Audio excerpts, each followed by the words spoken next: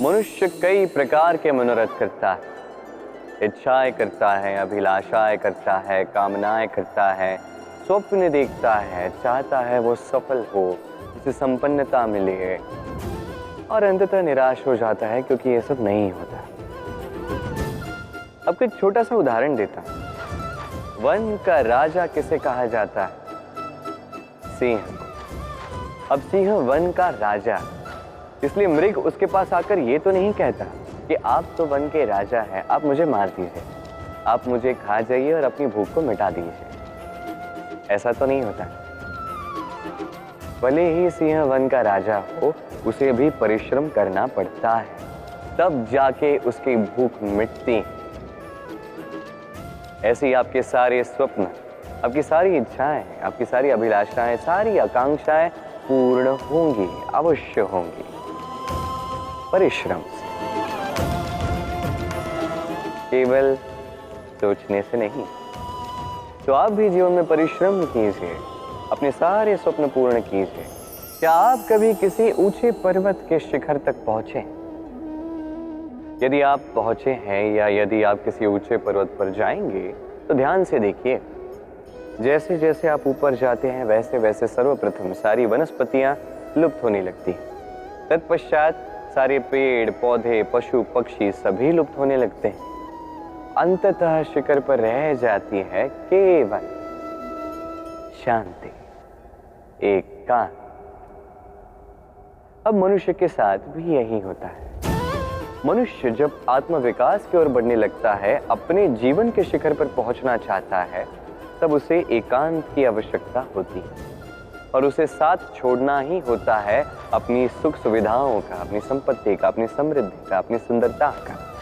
देखिए, जीवन के शिखर तक पहुंचना ये सरल तो नहीं है, अत्यंत दुर्गम मार्ग है ये। किंतु यदि आप वहां पहुंचना ही चाहते हैं तो आपको त्याग की प्रवृत्ति जागृत करनी होगी। त्याग क्या है ये सीखना होगा, क्योंकि त्याग से ही मन में शांति आती है और इसी शांति से मन में उत्पन्न होता है प्रेम। और ये प्रेम ही तो है जीवन का अंतिम लक्ष्य। कभी कभी हम जीवन में सोचते हैं वो व्यक्ति जो धर्म के पथ पर चलता है, यदि उससे कोई भूल हो जाती है तो नियति तुरंत ही उसे कठोर दंड दे देती। परंतु वो लोग जो संसार के बड़े से बड़े अधर्मी हैं, बुरे से बुरे कर्म करते हैं, उन्हें नियति अनेक अवसर देती है। उन पर नियति इतना कठोर प्रहार नहीं करती। ये सोच आती है कभी ना कभी मन में। अब सोचिए ऐसा क्यों है? देखिए, जीवन को अधिकतर लोग एक ही पहलू से देखते हैं। हर पहलू से देखना चाहिए। मुझे बताइए, क्या संसार में कोई भी अधर्मी प्रेरणा स्रोत बन सकता है? कदापि। जो व्यक्ति स्वयं की ही आत्मा को मलिन कर देता है, वो संसार को प्रेरणा क्या देगा? वो स्वयं ही समझ नहीं पाता उचित क्या है, धर्म क्या है, तो नियति उसे एक अवसर देती है। अवसर देती है समझने का उचित क्या है, धर्म क्या है। अवसर देती है विवेक जगाने का, अवसर देती है अपनी अंतरात्मा की पुकार सुनने का। जब ये भी नहीं होता तो नियति के पास एक अंतिम विकल्प शेष रह जाता है और वो है महाविनाश। महाविनाश जो भले ही देरी से आए किंतु आता अवश्य है। और जब महाविनाश आता है तब महाविनाश की पीड़ा समस्त मनुष्य जीवन की पीड़ा से कहीं अधिक होती। ये बात सदैव स्मरण रखिए।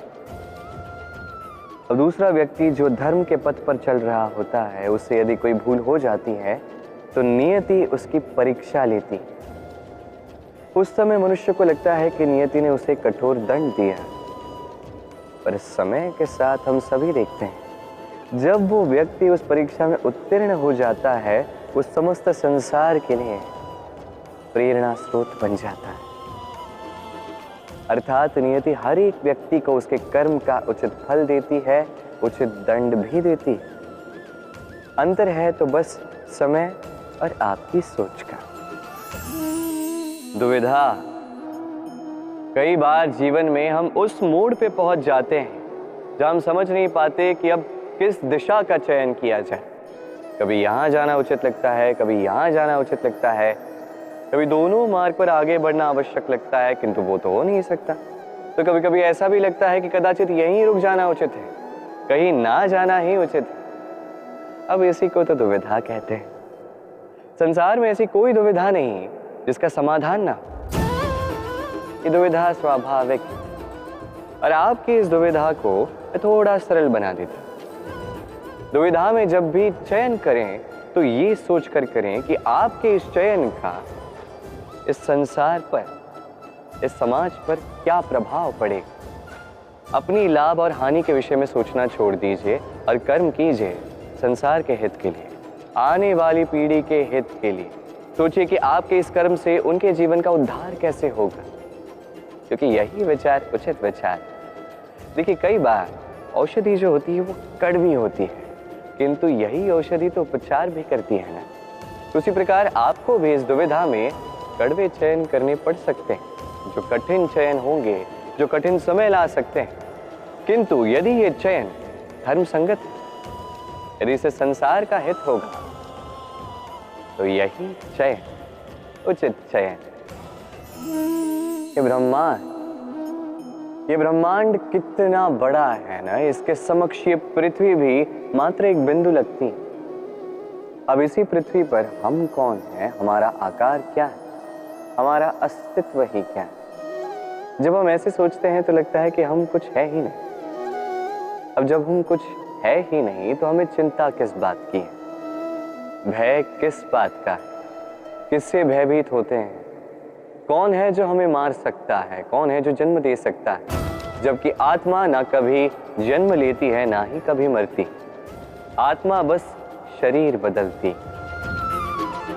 आप, मैं, हम सभी ये शरीर नहीं, हम आत्मा है जो परमात्मा का परम अंग है। इसलिए स्मरण रखिए, आपको बाहर नहीं देखना, स्वयं में देखना है, यहाँ झांकना है, आत्मा को पहचानना है। क्लेश, भय, चिंता, इससे स्वयं को दूर कीजिए, आप पहचान जाएंगे परमात्मा कौन। तो आइए और मेरे साथ प्रेम से कहिए, राधे राधे।